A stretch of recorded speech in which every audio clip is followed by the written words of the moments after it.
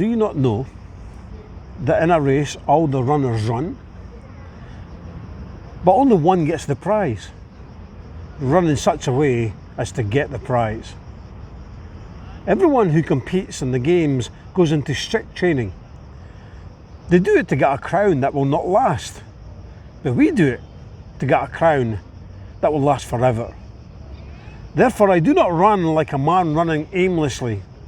I do not fight like a man beating the air. No, I beat my body and make it my slave, so that after I have preached to others, I myself will not be disqualified for the prize. When the Apostle Paul speaks about running the race, he knows exactly what he's talking about. He's using metaphors. Here we're in front of a replica Olympic Stadium, which is absolutely an awesome sight. And we could imagine him, Paul, thinking about this as he's writing these things about us running the race. You'll notice in the text he talks about a crown that's not going to last very long. That's usually because they're made of leaves and things like that. And so they only last a few months and then they would die and wither away. But the crown we're talking is eternal. It's the crown of life, if you wish. And Paul is urging us as Christians, regardless of the obstacles, we need to keep running, keep going, keep heading for that prize. Keep our eyes on that prize all the time. And as we're going to see in a moment, it's very important for us to stay focused on that prize. Otherwise, we'll get distracted. Otherwise, we may lose what we're trying to win in the first place if we don't stay focused.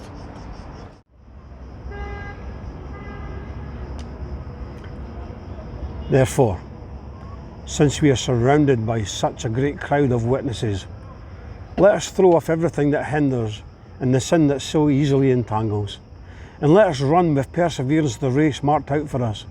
Let us fix our eyes on Jesus, the author and perfecter of our faith, who for the joy set before him endured the cross, scorning its shame, and sat down at the right hand of the throne of God. I want you to imagine in your mind this stadium full of people. Imagine the athletes running and the audience shouting and clapping and applauding and screaming and encouraging their favourite athlete to keep going so they could go on and win. Well, in the Hebrews passage we read, it talks about, since we're surrounded by a great crowd of witnesses. Who are these witnesses? Well, that would be the faithful we just read about in Hebrews chapter 11. We can imagine heaven and all those who have gone before us looking down, saying, I understand what it's like to be in this race. I understand how painful it could be. I understand how easily distracted you could be, but I want you to keep running. I want you to keep running that race. Now remember, in Greek times, people used to run naked. And so the Olympics were a sight to behold, full of naked men running around.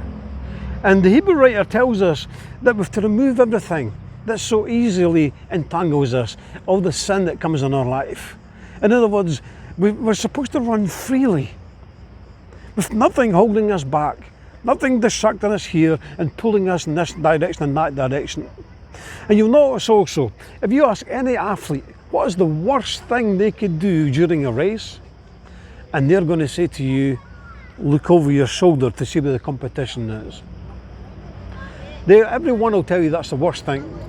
But you'll notice that the Hebrew writer tells us to fix our eyes on the author and perfecter of our faith, Jesus Christ. That word fix there literally means glue. And so as we're running this race, trying to get to heaven to receive eternal life, we must fix our eyes on Jesus.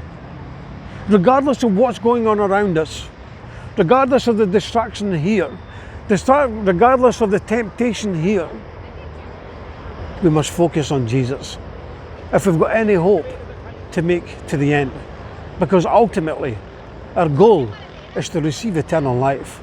And we, one day, spiritually speaking, will want to stand on the podium. We want to stand there receiving the gift of eternal life from Jesus himself. Let me encourage you to run with perseverance. God bless.